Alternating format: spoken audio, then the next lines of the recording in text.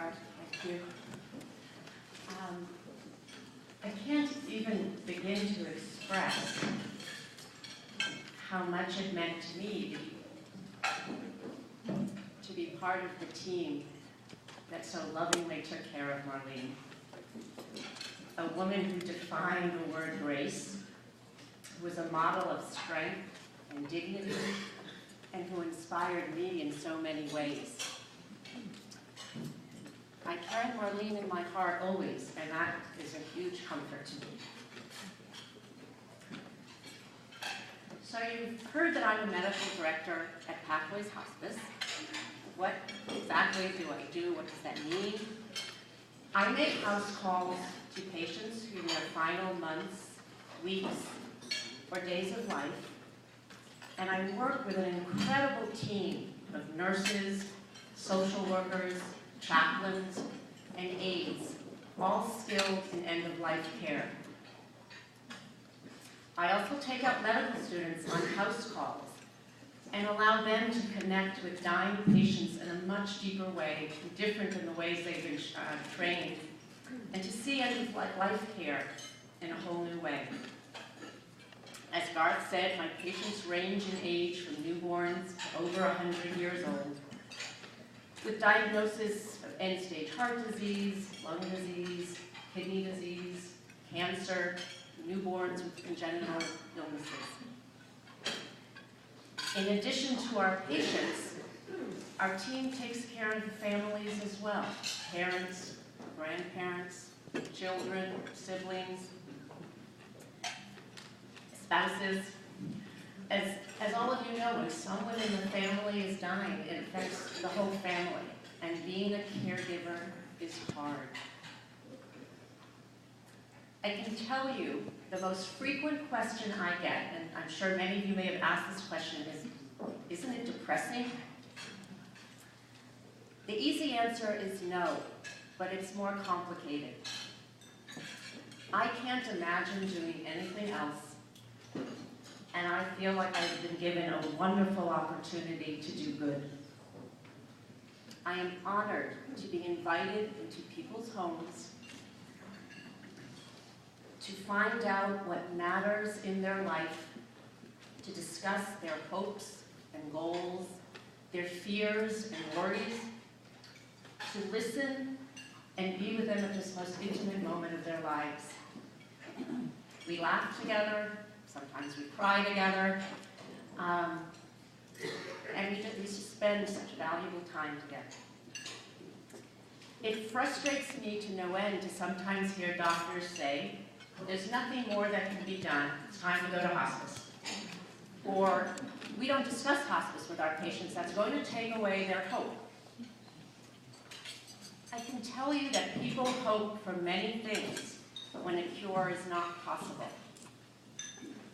To not suffer, to die at home, to be surrounded by their loved ones. And we at hospice are not doing nothing but working very hard to help people achieve those goals.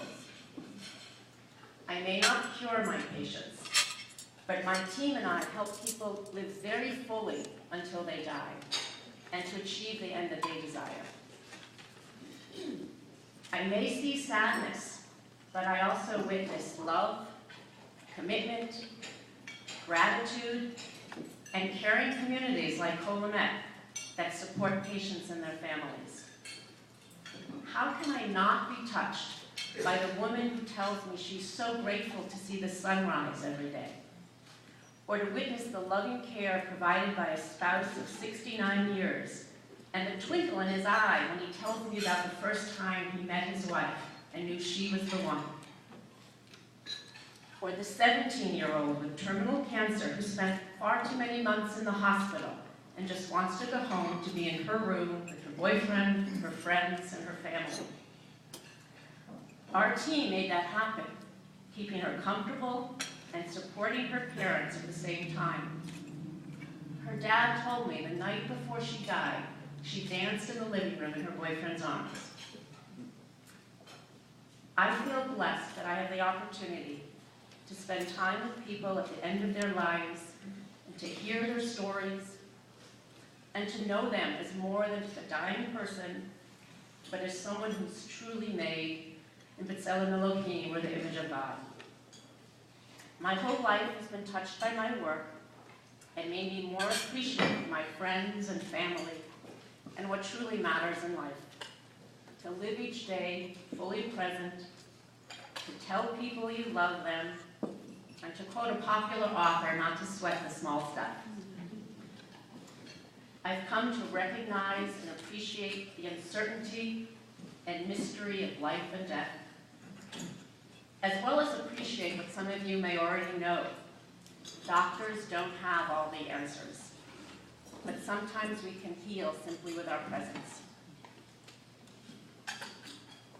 Our Emeth community has suffered a number of losses over the past few years, and it has been my privilege to serve the congregation and help in congregants' care, as well as to see the support that you as a congregation provide one another, whether it be meals, visits, sitting by the bedside, Shiva minions, etc.